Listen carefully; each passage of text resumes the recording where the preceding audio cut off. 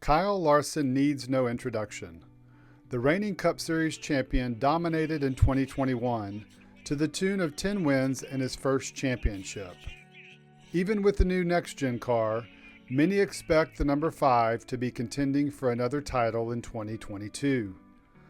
On the other end of the spectrum is 22-year-old Justin Haley, who raced a near full-time season in the Cup Series last year and earned a pair of top 10 finishes. Expectations are somewhat elevated for the young driver, who made the switch this off-season from Spire Motorsports to Kaulig Racing. If this weekend's performance in LA is any indication of what's to come, the number 31 car could find itself contending for more top 10 finishes, if not wins, this year. Haley impressed early and often in the Coliseum, starting with Saturday practice, and then later in the day during qualifying, when he laid down the third best time behind only Kyle Busch and Tyler Reddick. On Sunday, he started from the pole in heat number 3, which also included 2 Cup Series champions, Kevin Harvick and Chase Elliott. The Kaulig car flashed speed from the drop of the green flag and led from start to finish, advancing to the main. In the featured event, Haley started from the inside of row 2 next to eventual race winner Joey Logano. As had been the case all weekend, the youngster was fast out of the gate and never dropped out of the top 5 in the first 75 laps before the intermission. In the second half, the intensity picked up, and so did the aggression, with drivers jockeying into position to make a final push toward the checkered flag. On a restart with 35 laps to go, Haley started on the outside of row 2 with defending Cup Series champion Kyle Larson on the inside. Halfway through the lap on the quarter-mile track, Haley dropped behind Larson and was then sandwiched between the number 5 and his Hendrick Motorsports teammate William Byron, directly behind him. In a move that happened all day long going into the turns, Byron aggressively drove into the back of Haley going into turn 3, who then got shoved into the left rear of Larson, pushing the 5 car out wide.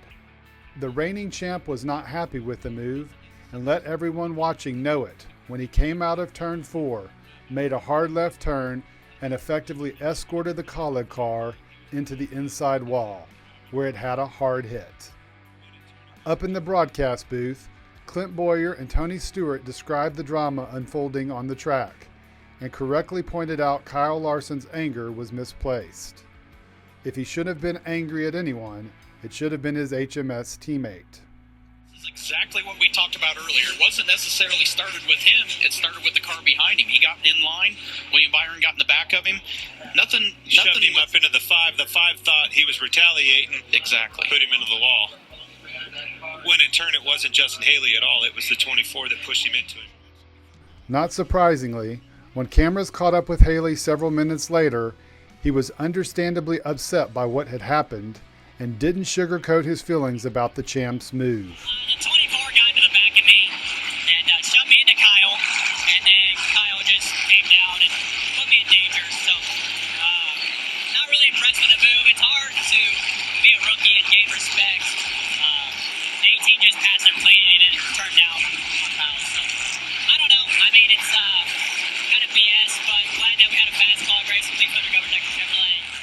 Haley noted in his comment how being a young driver, he's going to have to earn the respect of the veterans like Larson. That's true. He was also accurate in his assessment of Larson's BS move. It shouldn't have happened. For starters, Larson directed his frustration at the wrong car. But more importantly, blatantly running another car into the fence isn't an acceptable move, or at least it shouldn't be. Larson should face some sort of penalty for his actions. It doesn't matter if you're the champ or it's an exhibition. Intentionally putting someone in danger should never be okay. Kyle Larson undoubtedly had a season for the ages in 2021. He's justifiably been praised for those achievements. But that success does not place him above criticism. When he steps out of line, he should be called out for it. And that's exactly what Haley did on Sunday.